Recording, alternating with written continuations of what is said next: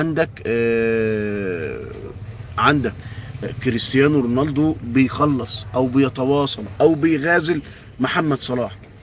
كريستيانو رونالدو بيغازل محمد صلاح، بيقول له ما تيجي يا ابني، هنا عندنا النصر وعندنا الفتة وعندنا كل حاجة حلوة، وهنقعد بقى وانا عندي جنينة حلوة وهنقعد مع بعضنا ونلعب مع بعض ونجيب ام مكة نصاحبها على جورجينا ويقعدوا مع بعض. يعني انت محمد صلاح او كريستيانو رونالدو عايز فخر العرب محمد صلاح يكون موجود معاه في النصر السعودي، في النصر السعودي.